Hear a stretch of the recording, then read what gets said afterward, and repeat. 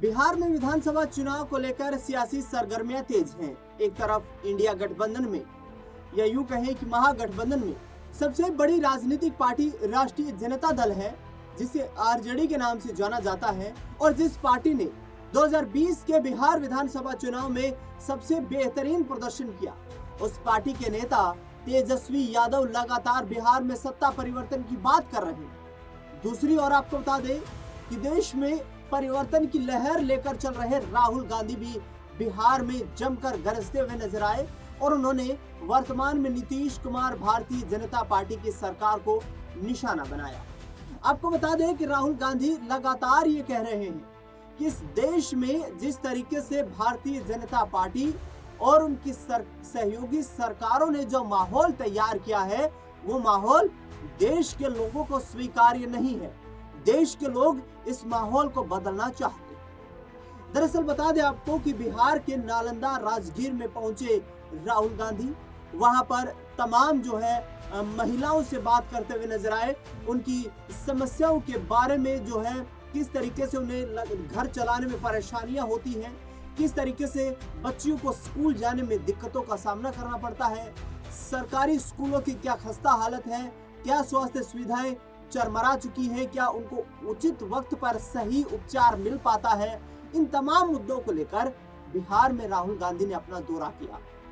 इस दौरान प्रधानमंत्री नरेंद्र मोदी को सीधे आड़े हाथों लिया। उन्होंने कहा कि भारतीय जनता पार्टी पिछले 20 सालों में नीतीश कुमार के कार्यकाल को देखा जाए तो 17 साल तक सहयोगी पार्टी के रूप में सरकार में रही, लेकिन बीजेपी ने बिहार के लिए किया क्या। प्रधानमंत्री नरेंद्र मोदी बड़े बड़े वादे करते हैं और बड़े बड़े वादों के आधार पर देश में सत्ता परिवर्तन की बात करते हुए और देश को नए आगे एक विकसित भारत का सपना दिखाते हुए नजर आते हैं, लेकिन धरातल पर देखा जाए तो कुछ भी नजर नहीं आ रहा, क्योंकि प्रधानमंत्री नरेंद्र मोदी के जो वादे हैं, जो दावे हैं, वो खोखले हैं और इन खोखले दावों से बिहार तंग आ चुका है। राहुल गांधी ने यह भी कहा कि आगामी वक्त में सत्ता का परिवर्तन होने जा रहा है, बिहार से ही इसकी शुरुआत होने जा रही है। बिहार दुनिया को दशा और दिशा देता आया है। बिहार में शिक्षा ग्रहण करने के लिए विदेशियों से लोग आते थे। बिहार में नालंदा, तक्षशिला जैसे वैश्विक विश्व प्रख्यात विद्यालय थे, लेकिन आज बिहार की स्थिति ये बना दी गई है कि हर देश, हर राज्य में बिहार के लोग मजदूरी करने के लिए जा रहे हैं। राहुल गांधी ने कैसे निशाना साधा प्रधानमंत्री नरेंद्र मोदी और नीतीश कुमार सरकार पर, और उसके साथ साथ आपको बता दें कि तेजस्वी यादव ने कैसे सत्ता का पलटवार और परिवर्तन करने की बात कही। ये पूरी बयानबाजी आपको सुनवाती है। नौकरी का रैला निकालने का काम किया था, एक साथ लोगों को नौकरी हम लोगों ने देने का काम किया। आज एक मौका आप लोग दीजिएगा तो दोनों हाथ उठा करके बताइए, दोनों हाथ उठा करके, और जब मौका मिलेगा तो लाखों के तादाद में नौकरी और रोजगार तो मिलेगा ही मिलेगा, ये गारंटी है। इससे नीचे तो कोई बात नहीं होगी। लेकिन हमारी आधी आबादी माताएं बहनें यहाँ बड़ी संख्या में बैठी हैं। महंगाई से लोग परेशान हैं, घर चलाना मुश्किल हो गया है। हम लोगों की सरकार आएगी तो माई बहन मान योजना लाएंगे और बहन और माताओं के खाते में हर महीना 2500 रुपया खाता में सरकार डालने का काम करेगी। झारखंड में मिल रहा है कि नहीं मिल रहा? वहां मैया योजना, और यहाँ क्या होगा? नहीं, आवाज आना चाहिए। यहाँ कौन सा योजना का नाम होगा? माई बहिन मान योजना। 2500 रुपया हम लोग देंगे। और यही नहीं, गैस सिलेंडर जो 1200 पार हो गया है, उसको हम लोग 500 रुपया करने का काम करेंगे। जो बुजुर्ग हैं,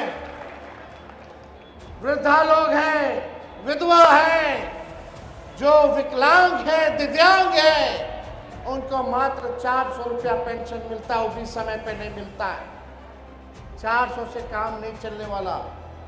जब आपकी सरकार बनेगी तो 400 से 1500 रुपया हम लोग करने का काम करेंगे। बिजली यहाँ स्मार्ट मीटर लगा है, कई जगह लगा होगा, कई जगह नहीं लगा होगा। किन किन क्या लगा हुआ है स्मार्ट मीटर? लोग परेशान हैं? बिजली का बिल से लोग परेशान है कि नहीं है? एक सवाल पूछे, बताइए, देश में सबसे महंगा बिजली कौन से राज्य में मिलता है? आवाज नहीं आ रहा, बताइए। हमारा बिहार सबसे गरीब और सबसे महंगा बिजली, और जो सबसे अमीर राज्य है, अव्वल राज्य है, वहां सस्ता बिजली। ये उल्टा है ना भाई। गरीब राज्य के महंगा बिजली बांट रहे हो, और जो अमीर राज्य है उसको सस्ता बिजली दे रहे हो। चलने वाला नहीं। जब आपकी सरकार बनेगी तो हर घर 200 यूनिट फ्री में बिजली हम लोग दिलवाने का काम करेंगे। युवा आयोग का गठन किया जाएगा।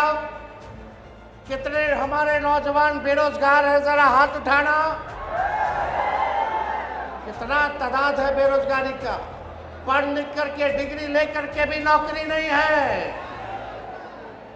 आप लोग फॉर्म भरते होंगे बहाली के लिए, एप्लीकेशन। फॉर्म का दाम कितना है रे भाई? 1500। ये लोग बढ़ा दिया। आपका भाई जब सत्ता में आएगा तो फॉर्म फीस माफ हो जाएगा। अस्पतालों को सरकार जमीन देती है। किसकी जमीन देती है? आपकी जमीन देती है।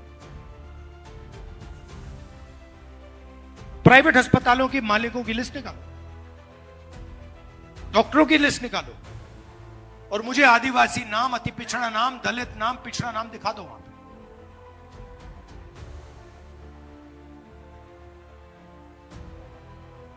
ठीक है, आप कहोगे नहीं, हमें कॉर्पोरेट सेक्टर में जगह नहीं चाहिए, हमें प्राइवेट अस्पतालों में जगह नहीं चाहिए, तो फिर मैं पूछूंगा शिक्षा के सिस्टम में बता दो।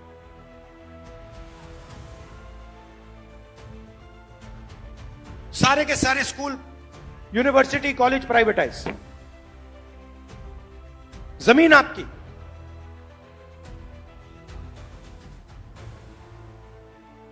प्राइवेट कॉलेजेस के मालिक की लिस्ट निकालो, दिखाओ मुझे कहां है 90%। यही बात जुडिशरी में। ब्यूरोक्रेसी आप जानते हो, रिजर्वेशन है, मगर ब्यूरोक्रेसी में आपके जो लोग हैं वो पीछे बैठे रहते हैं बंद कमरों में। जहां पैसे डिस्ट्रीब्यूशन की बात आती है, बजट की बात आती है, पिछले साल मैंने बताया था,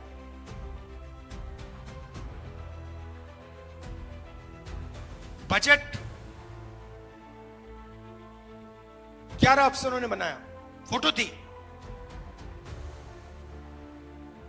90% का उसमें कोई नहीं।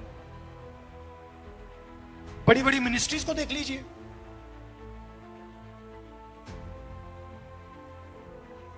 नब्बे में से 3 secretary to government of India पिछड़ा और अति पिछड़ा वर्ग के। 90 में से 3, आपकी आबादी कम से कम 55%, 90 में से 3, और वो भी 3 छोटे छोटे विभागों में, जहां धन जाता है, फाइनेंस, डिफेंस, उधर कोई नहीं। और वही हालत आदिवासियों की, दलितों की। मजदूरों की लिस्ट निकालो,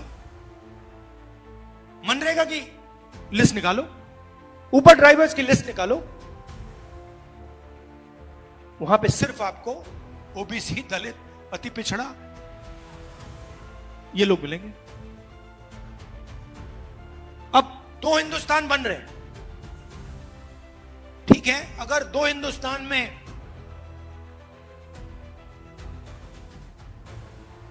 50%